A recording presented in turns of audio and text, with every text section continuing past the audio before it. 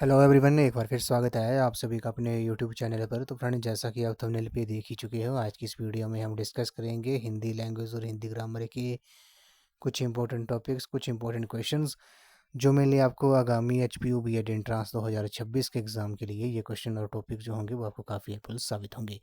तो फ्रेंड्स, अगर आप एचपीयू बीएड एंट्रांस 2026 की तैयारी कर रहे हो और कंप्लीट स्टडी मटेरियल अगर आप परचेज़ करना चाहते हो पीडीएफ फॉर्म में, तो मात्र आपने ₹99 जो है वो पेड करने हैं। पेमेंट जो है वो आपने दिए हुए नंबर पर आपने सेंड कर देनी है। उसके बाद जो पेमेंट का जो स्क्रीनशॉट होगा वह आपने इसी नंबर पर व्हाट्सएप कर देना है। उसके बाद आपको प्रोटेक्टेड पीडीएफ जो है वो प्रोवाइड कर दी जाएंगी सभी सेक्शन की। तो मात्र आपने ₹99 जो है वो पेड करने हैं। उसके बाद पेमेंट करने के बाद आपको बॉयज़ और गर्ल्स को अलग अलग व्हाट्सएप ग्रुप में जो है वो ऐड कर दिया जाएगा, और उन व्हाट्सएप ग्रुप में आपको free important content, paid PDFs के अलावा आपको इंपॉर्टेंट कंटेंट और मटेरियल एचपीयू बीएड एंट्रांस के रिलेटेड आपको वहाँ पर फ्री ऑफ कॉस्ट जो है वो आपको प्रोवाइड कर दिया जाएगा। तो मात्र आपने ₹99 जो है पेड करने हैं। पेमेंट का स्क्रीनशॉट और पेमेंट आपने दिए हुए व्हाट्सएप नंबर पर ही करने हैं, ठीक है। अगर आप H P U B Ed entrance 2026 की तैयारी कर रहे हो तो इसके लिए मैंने एक अलग से प्लेलिस्ट बनाई है, जिसका जो लिंक है वो मैंने डिस्क्रिप्शन बॉक्स में दे दिया है। आप वहाँ पर जाकर वीडियोस देख सकते हो। वहाँ पर आपको सभी सेक्शंस की वीडियोस आपको देखने को मिलेंगी। तो कंप्लीट स्टडी मटेरियल के लिए आप बस जस्ट ₹99 में आपको कंप्लीट स्टडी मटेरियल जो है वो प्रोवाइड कर दी जाएगा। तो फ्रेंड्स, प्रीवियस वीडियो में, हिंदी की वीडियो में, हमने इंपॉर्टेंट टॉपिक्स जो थे वो डिस्कस किए थे। अब इसको कंटिन्यू करते हैं। तो पहला जो हमारा टॉपिक है वो हम बात करेंगे अल्प प्राण और महाप्राण के बारे में, ठीक है। बिल्कुल बेसिक सी इजी सी लैंग्वेज में मैं आपके लिए ये कंटेंट लेके आया हूँ, ये वीडियो लेके आया हूँ। तो बिल्कुल आपने ध्यानपूर्वक वीडियो के अंत तक बने रहना है, और शॉर्ट फॉर्म में नोट्स जो है वो जरूर बना ले रहे हैं, क्योंकि रिवीजन के टाइम ये क्वेश्चंस और टॉपिक्स जो होंगे वो आपको काफ़ी साबित होंगे। तो बात करते हैं श्वास यानी कि प्राण। प्राण की मात्रा के आधार पर उच्चारण के समय श्वास की मात्रा के आधार पर व्यंजनों के दो भेद जो हैं वो किए जाते हैं। कौन कौन से? एक हो गया आपका अल्प प्राण, दूसरा हो गया आपका महाप्राण। तो अब इनके बारे में थोड़ा सा हम डिस्कस कर लेते हैं। तो सबसे पहले बात करते हैं अल्प प्राण के बारे में, ठीक है। आपने सुना ही होगा, अदर कम्पिटिटिव एग्जाम में भी आपने क्वेश्चन ये देखे होंगे कि अल्प प्राण निम्नलिखित में से कौन सा अल्प प्राण है, कौन सा महाप्राण है। अब अल्प प्राण और महाप्राण जो है वे होते क्या हैं? तो अल्प प्राण होते हैं जिन ध्वनियों के उच्चारण में मुख से यानी कि मुंह से कम वायु निकलती है, उन्हें अल्प प्राण व्यंजन कहते हैं, ठीक है। तो सिंपल सा सिंपल सी डेफिनेशन है, सिंपल सा ट्रिक है ये, कि आप जब भी जिन ध्वनियों का आपका उच्चारण करते हो यानी कि उनको बोलते हो, तो मुंह से अगर कम वायु निकलती है तो उन्हें अल्प प्राण कहते हैं। जैसे क, ग, ण, च, ज, ण, ट, ड, ठ, ठीक है, त, द, न, प, भ, म, ठीक है। तो ये आपने याद रखना है, ये जो है वो आपके अल्प प्राण होते हैं। तो अगर जिन ध्वनियों के उच्चारण के समय अगर मुख से कम वायु निकलती है तो वे अल्प प्राण व्यंजन जो है वो कहलाते हैं। एग्जाम में आपसे क्वेश्चन दिए होंगे, 4 व्यंजन दिए होंगे, पूछ लेंगे कि इनमें से कौन सा अल्प प्राण है। तो आपने, अगर आपको पता नहीं लगेगा तो आपने उनका उच्चारण करना है, चारों ऑप्शंस को पढ़ना है। जिसमें मुख से कम वायु निकलेगी वे आपका अल्प प्राण होगा। या फिर आपने याद रखना है वर्गों के प्रथम, तृतीय और पंचम व्यंजन। अगर आपको वर्णमाला पूरी तरह से आती है, ठीक है, जैसे आपको वर्णमाला पूरी अ से लेकर ज्ञ तक पूरी आती है, तो आप ऐसे भी कर सकते हो। जैसे मान लो क, ख, ग, घ, ण, ठीक है, ये आ गया आपका। अब इसमें क्या होता है, वर्गों के, ये वर्ग है, कवर्ग है, आपको पता है पूरा। तो इसका जो प्रथम, पहला हो गया, और तीसरा और पांचवा, पहला, तीसरा और पांचवा जो आपका व्यंजन होगा वे आपका अल्प प्राण ही होगा। जैसे क, ग, अब इनका उच्चारण कर रहे हैं तो मुख से जो है वो वायु कम निकल रही है, ण। तो पहला, तीसरा और पांचवा जो है वर्ण जो होगा, व्यंजन जो होगा, वे आपका क्या होगा? वे आपका अल्प प्राण होगा। सिंपल सा आपने याद रखना है। अगर आपको वर्णमाला अब आपने कब पढ़ी होगी, वो प्राइमरी लेवल में पढ़ी होगी, तो अब वर्णमाला नहीं आती है, ठीक है, किसी को, तो आप क्या कर सकते हो, उसका उच्चारण कर सकते हो जहाँ पर कम वायु निकलेगी मुख से, तो वही आपका अल्प प्राण होगा, ठीक है। या फिर पहला, तीसरा, पांचवा जो व्यंजन होगा वो आपका अल्प प्राण होगा। उसी तरह ण, य, र, ल, ब भी जो है वो आपके अल्प प्राण है। ये आपने इस नोट कर लेना है। य, र, ल, ब जो है वे भी जो है वो आपके अल्प प्राण हैं। उसके बाद बात करते हैं महाप्राण के बारे में। तो महाप्राण में क्या होता है, जिन ध्वनियों के उच्चारण में मुख से निकलने वाली श्वास की मात्रा अधिक होती है, उन्हें महाप्राण व्यंजन जो है वो कहा जाता है। अल्प प्राण में कम वायु निकलती थी और महाप्राण में जो है वो श्वास की मात्रा जो है वो अधिक होती है। जैसे ग ग छ ज ट, ठीक है, जब हम इसका उच्चारण कर रहे हैं तो क्या हो रहा है, वे वायु की मात्रा जो है वो, श्वास की मात्रा जो है वो अधिक होती है। या फिर इसमें क्या होता है, मान लो क ख ग घ ण, तो इसमें क्या होता है, जो और दूसरा और चौथा जो व्यंजन होता है वे आपका महाप्राण होता है। ठीक है, ये आपने याद रखना है। ण श श श ह जो है ये भी आपके क्या हैं, ये भी आपके महाप्राण है, ये आपने नोट कर लेना है। ठीक है, ये भी आपके क्या है, महाप्राण है। तो इसका आप स्क्रीनशॉट भी ले सकते हो, इसको मैं ऐसे रख देता हूँ, आप इसका स्क्रीनशॉट ले सकते हो अल्प प्राण और महाप्राण के बारे में। तो बिल्कुल इजी लैंग्वेज में मैं आपके लिए ये कंटेंट जो है वो आपके लिए बनाया है, ताकि आपको थोड़ी मुश्किल ना हो इनको पढ़ने में, ठीक है, समझने में। इसीलिए मैं आपके लिए बिल्कुल इजी लैंग्वेज में जो मैं आपके लिए ये कंटेंट जो है वो आपको लेके आया हूँ। उसके बाद जो इम्पोर्टेंट टॉपिक है वे है आपका समास के बारे में। ठीक है, समास आपने पढ़ा ही होगा, पढ़ा नहीं होगा तो सुना तो होगा ही। ठीक है, यहाँ से जो है 101% जो है वो क्वेश्चन जो है वो एग्ज़ाम में पूछे जाते हैं। एक या दो क्वेश्चन आपको देखने को मिलेंगे ही मिलेंगे HPUB एंट्रांस 2026 के एग्ज़ाम में। अब समास जो हैं, समास जो होते हैं वे आपके इसके 6 भेद होते हैं। कौन कौन से, तत्पुरुष समास, उसके बाद आगे आपका कर्मधारय समास, द्विगु समास, बहुव्रीहि समास, द्वंद्व समास, अव्ययीभाव समास, ये जो है वो आपके कौन से समास है, ये आपके समास के ये 6 जो है वो आपके 6 भेद हैं। अब बात करते हैं सबसे पहले समास के बारे में कि तत्पुरुष समास जो है वो क्या होते हैं। तो तत्पुरुष समास में क्या होता है, इस समास में उत्तर पद जो है वो प्रधान होता है और पूर्व पद जो है वो गौण होता है। ठीक है, सिंपल सा वे है। तत्पुरुष समास की रचना में समस्त पदों के बीच में आने वाले प्रसर्गों जैसे का, से, पर आदि का जो है वो लोप हो जाता है। ठीक है, लोप मतलब वे, जैसे है युद्ध क्षेत्र, तो युद्ध प्लस क्षेत्र, युद्ध का क्षेत्र। ठीक है, इसमें लोप हो गया। राजकुमार हो गया, राज प्लस कुमार, राजा का कुमार हो गया, यहाँ पर का लोप हो गया। ठीक है, सिंपल सा आपने याद रखना है। इस समास पद में जो होता है वो उत्तर पद जो होता है वे आपका प्रधान होता है और पूर्व पद जो है वो आपका गौण होता है। उसी तरह रसोई घर, रसोई प्लस घर, रसोई के लिए घर। ठीक है, ये भी आपने याद रखना है। हस्तलिखित, हस्त प्लस लिखित, हाथ से लिखित, ये भी आपने याद रखना है। पुस्तकालय, पुस्तक प्लस आलय, पुस्तक का आलय हो गया। ध्यान मगन, ध्यान में मगन, इसमें क्या हो गया, इन सब का, जैसे का लोप हो गया, के लिए, में इसका जो है वो लोप हो जाता है तत्पुरुष समास में। बाकी जब नेक्स्ट वीडियोस आएगी तो उनमें हम क्वेश्चंस में आपके लिए लेके आऊँगा। ठीक है, मॉक टेस्ट भी आएंगे आपके। ठीक है, जब एग्ज़ाम को कम से कम 10 या 12 दिन बचेंगे तो उससे फिर आपके सभी सेक्शन के जो है वो मॉक टेस्ट स्टार्ट हो जाएंगे, या फिर आपको कंप्लीट मॉक भी देखने को मिलेंगे। उसके बाद बात करते हैं कर्मधारय समास के बारे में। तो कर्मधारय समास कौन होता है, कर्मधारय समास में पूर्व पद जो है वो विशेषण होता है और उत्तर पद जो है वो विशेष्य होता है, ये आपने याद रखना है। कर्मधारय समास में क्या होता है, पूर्व पद जो है वो आपका विशेषण और उत्तर पद जो है वो आपका विशेष्य होता है, अथवा पूर्व पद और उत्तर पद में उपमेय उपमान का संबंध होता है। इसको आपने सिंपल सा याद रखना है। जो पूर्व पद होगा वह आपका विशेषण होगा और उत्तर पद जो है वो आपका विशेष्य होगा। जैसे आपका समस्त पद है नीलकमल। ठीक है, इसमें नील जो है वो आपका क्या है, नील जो है आपका विशेषण है, कमल जो है वो आपका विशेष्य है। जब इसका विग्रह करेंगे तो क्या हो जाएगा, नीले रंग का कमल हो गया। ठीक है, काली मिर्च, काली जो है वो क्या है, विशेषण है, वो विशेषता बता रहा है। ठीक है, और मिर्च जो है वे आपका क्या है, ये आपका विशेष्य है। तो काले रंग की मिर्च हो गया। ठीक है, कर्मधारय समास में। पनचक्की, पानी हो गया आपका विशेषण, चक्की हो गया विशेष्य, पानी से चलने वाली चक्की। उसी तरह नील गगन हो गया आपका, नील प्लस गगन, नील गगन हो गया नीले रंग का गगन। महाराजा, महान प्लस राजा, महान राजा। ठीक है, ये आपने याद रखना है। उसी तरह उपमेय प्लस उपमान में क्या होगा, कमल नयन, नयन प्लस कमल, नयन हो गया उपमेय, उपमान हो गया आपका कमल, कमल के समान नयन हो गया। ठीक है, ये आपने याद रखना है।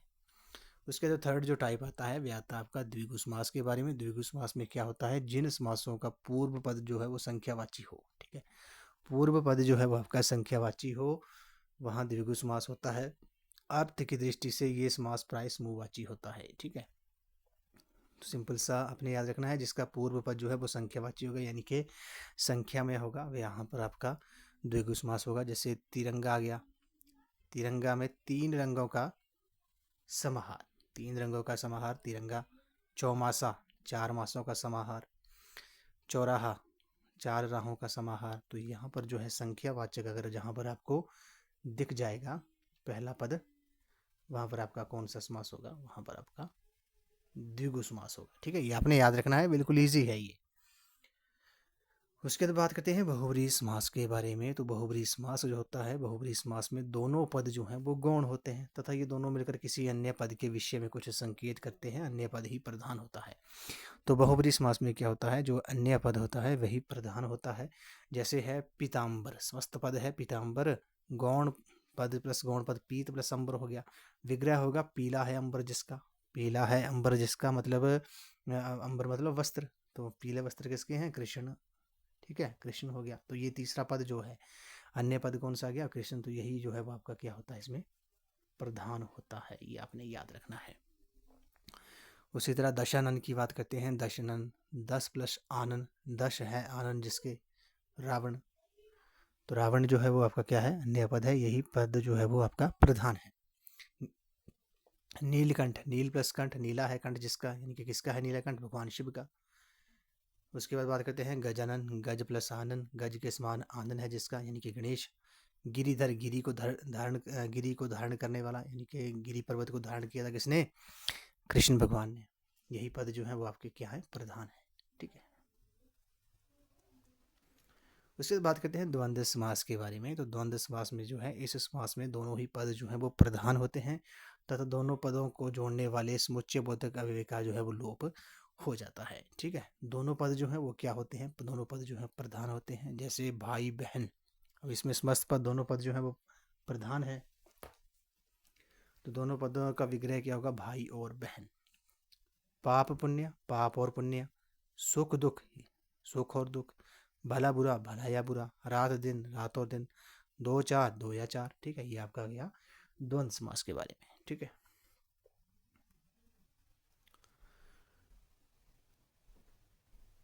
उसके बाद बात करते हैं अव्ययी भाव समास के बारे में। तो इस समास में पूर्व पद जो है वो अव्ययी होता है और समस्त पद भी अव्ययी क्रिया विशेषण का जो है वो काम करता है। जैसे प्रतिदिन, यथाशक्ति, पुनरुक्त शब्दों में समास होने पर भी अव्ययी समास होता है। जैसे साफ साफ, जल्दी जल्दी, दिनों दिन। तो आपने सिंपल सा आपने याद रखना है, जहाँ पर पुनरुक्त शब्द, शब्द जो है बार बार रिपीट हो रहे हैं, जैसे ये आ गया साफ साफ, साफ साफ आ गया, एग्जाम में ऐसे क्वेश्चन पूछ सकते हैं। या फिर जल्दी जल्दी, ठीक है, या फिर धीरे धीरे।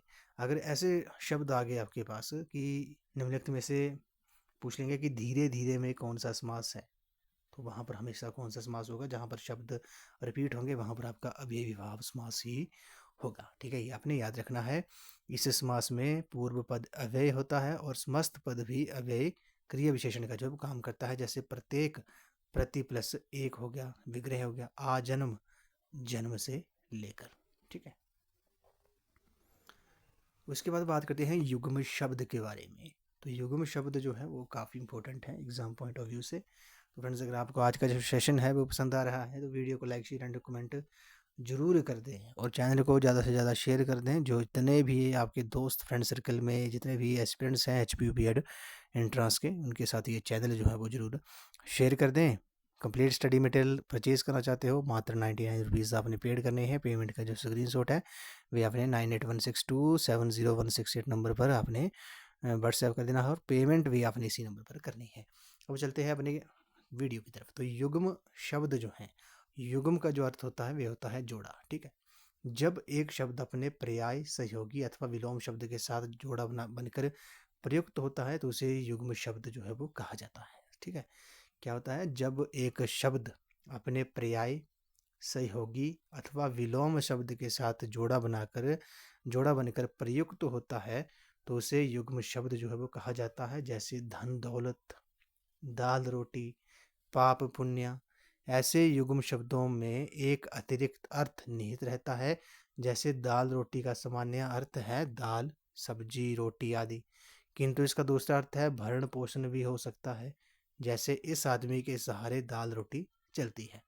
तो युग्म शब्द कौन से होते हैं? जहाँ पर जब एक शब्द अपने पर्याय, सहयोगी अथवा विलोम के साथ जोड़ा बनकर प्रयुक्त होता है, उसे युग्म शब्द कहते हैं। ये आपके अगर एग्जाम में अगर क्वेश्चन ये आएगा तो आपको ऑप्शंस को ध्यान से पढ़ना है। वहाँ पर आपको आपको जजमेंट हो जाएगी, आपको पता लग जाएगा कि कौन सा जो है वो युग्म शब्द है। ठीक है, बिल्कुल ईजी होते हैं। बाकी क्वेश्चन जब चलेंगे इनके, प्रैक्टिस जब हम करेंगे तो आपको क्लियर हो जाएगा। ठीक है, उसके बाद बात करते हैं पुनरुक्त शब्द के बारे में। तो पुनरुक्त शब्द जो है, इसको भी युग्म शब्द की तरह ये काफ़ी इंपॉर्टेंट है।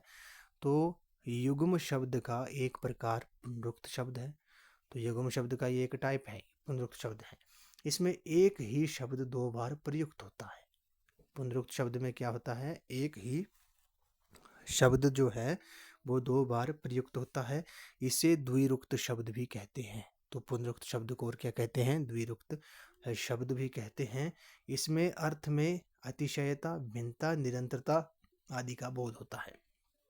ठीक है, जैसे है हंसी हंसी, घड़ी घड़ी, रंग रंग, देश देश, देश देश भिन्नता है। ठीक है, पाँव पाँव, बूंद बूंद, छोटे छोटे, हरी हरी, घर घर, चलते चलते, रोते रोते, निरंतरता। ठीक है, तो द्विरुक्त शब्द जो होते हैं इसमें एक ही शब्द जो है वो दो बार प्रयुक्त होता है। आपने याद रखना है, एग्जाम में आपसे क्वेश्चन आपको ऑप्शन दे देंगे। ठीक है, दे दिया, कुछ भी दे दिया कि निजी बोलेंगे आपको कि निम्नलिखित में से पुनरुक्त शब्द कौन सा है। तो जहाँ पर जो है वो शब्द जो है वो दो बार रिपीट हो रहा है, वे आपका पुनरुक्त शब्द होगा। ठीक है, जैसे संज्ञा, सर्वनाम, विशेषण, क्रिया विशेषण आदि शब्दों से पुनरुक्त शब्दों का निर्माण होता है। जैसे संज्ञा से कौन सा? गाँव गाँव, भाई भाई, गली गली, रंग रंग, आदमी आदमी। सर्वनाम से कौन कौन, कोई कोई, जो। विशेषण बड़े बड़े, पके पके। क्रिया से हंसते हंसते, देखते देखते। क्रिया विशेषण से धीरे धीरे, ऊपर ऊपर, नीचे नीचे, हाय हाय। ठीक है, इनसे जो है इन संज्ञा, सर्वनाम, विशेषण, क्रिया और क्रिया विशेषण से क्या होता है? वे आपका पुनरुक्त शब्दों को जो है वो निर्माण होता है। उसके बाद बात करते हैं क्रिया के बारे में। ठीक है, इसे जो है वो इंग्लिश में जो है वो वर्ब कहा जाता है। पिछले कल की वीडियो में हमने डिस्कस किया था। तो क्रिया है जिन शब्दों से किसी कार्य का होना या करना समझा जाए उसे क्रिया कहते हैं। जैसे खाना, पीना, पढ़ना, लिखना, चलना, दौड़ना इत्यादि। हिंदी में क्रिया के रूप लिंग, वचन और पुरुष के आधार पर पुरुष के अनुसार जो है बदलते हैं। क्रिया के मूल रूप को जो है वो धातु कहते हैं। धातु के आगे ना जोड़ने से क्रिया का सामान्य रूप बन जाता है। जैसे पढ़, पढ़ना, जुड़ गया ना। इसी प्रकार लिख, लिख प्लस ना, लिखना। चल प्लस ना, चलना आदि। तो क्रिया क्या होती है? जिन शब्दों से किसी कार्य का होना या करना समझा जाए उन्हें क्रिया कहा जाता है। और क्रिया के मूल रूप को जो है वो क्या कहा जाता है? वो धातु कहा जाता है। और धातु के आगे ना जोड़ने से क्रिया का सामान्य रूप जो है वो बन जाता है। ये आपने याद रखना है, ये काफ़ी इंपॉर्टेंट ये लाइन है। ठीक है, उसके बाद करते हैं क्रिया के भेद के बारे में। तो क्रिया के मुख्य रूप से दो भेद होते हैं। दो भेद होते हैं, कौन कौन से? सकर्मक क्रिया, जिन क्रियाओं के कार्य का फल कर्ता को छोड़कर कर्म पर पड़ता है। ठीक है, एग्जाम्पल से समझेंगे कि जिन क्रियाओं के कार्य का फल, कार्य किया उसका जो फल है वे कर्ता को छोड़कर कर्म पर पड़ता है, उन्हें सकर्मक क्रिया कहते हैं। जैसे अध्यापक ने लड़के को पीटा, उदाहरण है, जैसे अध्यापक ने लड़के को पीटा। इस वाक्य में अध्यापक जो है वो करता है, द्वारा पीटने के कार्य का फल लड़के पर पड़ा, लड़का जो है वो कर्म है। अतः इस वाक्य में कौन सी क्रिया है? कर्मक क्रिया है। तो सिंपल सा वे है, कर्मक क्रिया में क्या होता है? जिन क्रियाओं के कार्य का फल जो है वो कर्ता को छोड़कर कर्म पर पड़ता है, कर्ता को छोड़कर कर्म पर पड़ता है, उसे कर्मक क्रिया कहते हैं। जैसे अध्यापक ने लड़के को पीटा। अध्यापक जो है वो करता है, द्वारा पीटने के कार्य का फल, पीटा किसको? लड़के को, लड़का जो है वो कर्म है, तो वहाँ पर कौन सी क्रिया हुई? आपकी कर्मक क्रिया हुई। उसके बाद बात करते हैं अकर्मक क्रिया के बारे में। जिन क्रियाओं के कार्य का फल कर्ता में ही रहता है उन्हें अकर्मक क्रिया कहते हैं। तो अकर्मक क्रियाओं में क्या होता है, कार्य का फल कर्ता में ही रहता है, उन्हें अकर्मक क्रिया कहते हैं। जैसे विद्यार्थी पढ़ता है, इस वाक्य में पढ़ना क्रिया का फल विद्यार्थी पर पड़ता है, अतः इस वाक्य में कर्म क्रिया है। ठीक है, तो जिन क्रियाओं के कार्य का फल जो है कर्ता में ही रहता है उन्हें कर्म क्रिया कहते हैं। ये ठीक है, विद्यार्थी पढ़ता है, इस वाक्य में पढ़ना क्रिया का फल जो है वो विद्यार्थी पर पड़ा। उल्लेखनीय है कि जिन धातुओं का प्रयोग अकर्मक और स्मरक स्कर्मक दोनों रूपों में होता है उन्हें उभयविध धातु कहते हैं। ये आपने काफ़ी इंपॉर्टेंट ये लाइन है, ये आपने याद रखना है। जिन धातुओं का प्रयोग अकर्मक और स्कर्मक दोनों रूपों में होता है उन्हें उभयविध धातु कहा जाता है। इस वीडियो में हम लास्ट में बात करते हैं विसर्ग संधि के बारे में। यहाँ से क्वेश्चन जो है पूछा जाता है, तो विसर्ग के साथ स्वर या व्यंजन के संयोग से जो विकार होता है उसे विसर्ग संधि कहा जाता है। तो विसर्ग के साथ स्वर या व्यंजन के संयोग से जो विकार होता है, जो चेंज होता है, उसे विसर्ग संधि कहा जाता है। इसके नियम जो है प्रमुख हैं। यदि विसर्ग के बाद श स आए तो वे क्रमशः श में बदल जाता है। जैसे नी प्लस शंख क्या बन गया, निशंख। दु प्लस शासन दुशासन। नी प्लस संदेह निसंदेह। नी प्लस संग निसंग। नी प्लस शब्द निशब्द। नी प्लस स्वार्थ निस्वार्थ। ठीक है, ये आपने याद रखना है विसर्ग संधि। अब जो टॉपिक्स रहते हैं उनको हम नेक्स्ट वीडियो में डिस्कस करेंगे हिंदी के। और एक बार फिर आपको मैं बता देता हूँ कि हिंदी लैंग्वेज और हिंदी ग्रामर के जो हैं वो एग्ज़ाम में 20 क्वेश्चन जो हैं वो पूछे जाते हैं। ठीक है, टोटल 20 क्वेश्चन पूछे जाते हैं, 20 मार्क्स के ही होते हैं और एक क्वेश्चन 1 मार्क्स का होता है। और इसमें जो 15 क्वेश्चन होते हैं, 15 क्वेश्चन होते हैं आपके हिंदी ग्रामर से रिलेटेड, हिंदी व्याकरण से रिलेटेड होते हैं। और जो 5 क्वेश्चन होते हैं 5 मार्क्स, ठीक है, 5 बाकी जो 5 बचे आपके 5 क्वेश्चन, उसमें क्या होता है, उसमें एक आपको पैराग्राफ दे दिया जाएगा और उस पैराग्राफ को पढ़कर आपने नीचे दिए हुए 5 क्वेश्चन के जो है वो अपने आंसर देने हैं, जो कि बिल्कुल फ्री के मार्क्स होते हैं। मैं आपको फिर कहता हूँ, ये बिल्कुल फ्री के मार्क्स होते हैं। जो 5 क्वेश्चन पूछे जाते हैं, हिंदी में भी पूछे जाते हैं और इंग्लिश में भी पूछे जाते हैं। इसमें आपने पैराग्राफ को 2 या 3 बार बिल्कुल आराम से रीड करना है और तब जाकर आपने इन क्वेश्चंस के जो है वो आंसर देने हैं। 5 के 5 आपके ठीक होने चाहिए एग्ज़ाम में। ठीक है, बाकी 15 क्वेश्चन जो है उसके अकॉर्डिंग ही मैं आपके लिए वीडियोज़ लेके आ रहा हूँ, टॉपिक्स लेके आ रहा हूँ हिंदी के भी। ठीक है, सभी सेक्शंस के भी। तो बस आपने इन 5 मार्क्स का जो पैराग्राफ होगा उनकी आपने प्रैक्टिस कर लेनी है। कहीं से भी पैराग्राफ पढ़ के, कहीं भी आपको बुक में मिल जाएगा। ठीक है, किसी भी बुक में हिंदी में देख सकते हो या फिर आप ऑनलाइन भी देख सकते हो। ठीक है, तो 5 मार्क्स आपने वो छोड़ने नहीं है, 5 के 5 आपके वो ठीक होने चाहिए जो पैराग्राफ आपको एग्जाम में आएगा। बाकी 15 क्वेश्चन की जो 15 क्वेश्चन जो होंगे वे ग्रामर से रिलेटेड होंगे, उसी के अकॉर्डिंग मैं वीडियोज़ लेके आ रहा हूँ। बाद में हम क्वेश्चन जब सॉल्व करेंगे उससे प्रैक्टिस करेंगे, उससे आपका काफ़ी तैयारी जो है आपकी काफ़ी बूस्टअप हो जाएगी। ठीक है, तो फ्रेंड्स आज की इस वीडियो में बस इतना ही। आज हमने हिंदी लैंग्वेज और हिंदी ग्रामर के कुछ इंपॉर्टेंट टॉपिक्स जो हैं वो डिस्कस किए हैं थोड़े डिटेल में, जो मैंने आपको आगामी HPU BEd एंट्रांस 2026 के एग्ज़ाम में ये टॉपिक्स जो होंगे वो आपको काफ़ी हेल्पफुल साबित होंगे। तो फ्रेंड्स अगर आप HPU BEd एंट्रांस की तैयारी कर रहे हो और कंप्लीट स्टडी मटेरियल अगर आप परचेज़ करना चाहते हो तो मात्र अपने ₹99 जो है वो पेड करने हैं। पेमेंट जो है वो आपने किस नंबर पर करनी है, 9816270168 नंबर पे आपने व्हाट्सएप कर देनी है पेमेंट का स्क्रीनशॉट। पेमेंट भी आपने इसी नंबर पर करनी है। उसके बाद आपको प्रोटेक्टेड PDF जो है वो प्रोवाइड कर दी जाएंगी। PDF प्रोवाइड करने के बाद आपको बॉयज़ और गर्ल्स को अलग अलग व्हाट्सएप ग्रुप में जो है वो ऐड कर दिया जाएगा और वहाँ पर आपको free of cost other content और मटेरियल HPU BEd एंट्रांस 2026 के रिलेटेड आपको वहाँ पर प्रोवाइड कर दिया जाएगा। तो मात्र आपने ₹99 जो है पेड करने हैं और पेमेंट का स्क्रीनशॉट और पेमेंट आपने दिए हुए व्हाट्सएप नंबर 9816270168 नंबर पे आपने कर देनी है। ठीक है, तो फ्रेंड्स अगर आप HPU BEd एंट्रांस 2026 की तैयारी कर रहे हो तो इसके लिए मैंने एक अलग से प्लेलिस्ट बनाई है, जिसका जो लिंक है वो मैंने डिस्क्रिप्शन बॉक्स में दे दिया है। आप वहाँ पर जाकर वीडियोस देख सकते हो, वहाँ पर आपको सभी सेक्शंस की वीडियोस आपको देखने को मिलेंगी। तो आज की इस वीडियो में बस इतना ही। आई होप आपको ये वीडियो पसंद आई होगी, तो वीडियो को लाइक शेयर एंड कमेंट जरूर कर दें और चैनल को सब्सक्राइब भी जरूर कर दें। तो थैंक यू फ्रेंड्स।